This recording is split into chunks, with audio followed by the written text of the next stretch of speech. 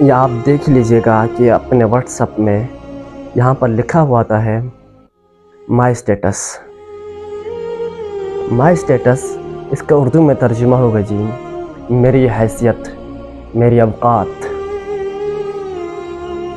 اگر ہم کسی کو کہیں بھائی تمہارے اوقات یہ ہے، تم بات کرتے ہو، تو غصہ آ جاتا ہے انسان کو۔ اس نے میرے بارے میں بدتمیزی کی، یہی اسٹیٹس ہے جو ہم خود روزانہ دیگر لوگوں کو دکھا رہے ہیں۔ جی میرا اسٹیٹس یہ ہے، مائی اسٹیٹس یہ ہے، میری حیثیت یہ ہے، میری اوقات یہ ہے۔ اگر کوئی بے پردہ ہو کر اپنی تصویر رکھ لیں، اچھا ٹک ٹاک سے ویڈیو لا کر وہ اپلوڈ کر دیں، بھیج دیں، تو کیا ہے اس کا مطلب؟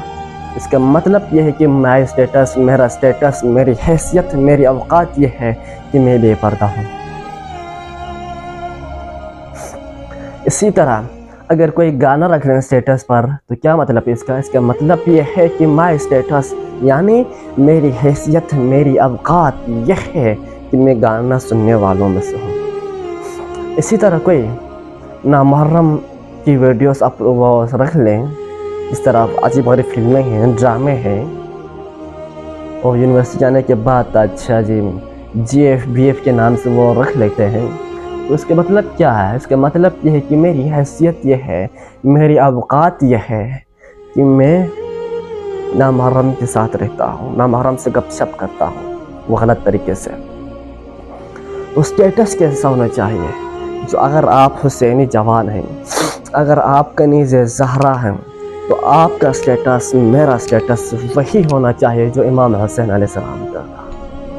میرا اسٹیٹس وہی ہونا چاہیے جو علی اکبر علیہ السلام کا ہے، جو ان کی میں حسینی جوان بنوں گا۔ اگر آپ کنیز زہرا ہیں تو آپ کا اسٹیٹس وہی ہونا چاہیے جو حضرت زہرا سلام اللہ علیہ کا اسٹیٹس تھا۔ اگر آپ کنیز زینب ہیں تو آپ کا اسٹیٹس وہی ہونا چاہیے جو حضرت زینب سلام اللہ علیہ کا ہے۔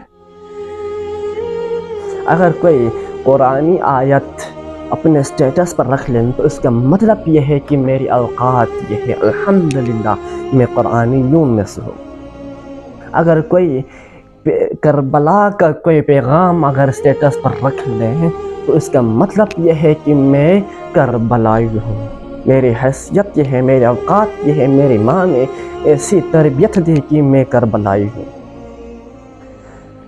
تو براہ مہربانی اسٹیٹس پر وہ رکھ لیں جو حضرت زہرا کا اسٹیٹس تھا، جو حضرت زینب سلام اللہ علیہ کا تھا، جو مولا متقیان علی بن ابی طالب علیہ السلام کا تھا، جو امام حسین علیہ السلام کا تھا، جو علی اکبر علیہ السلام کا تھا۔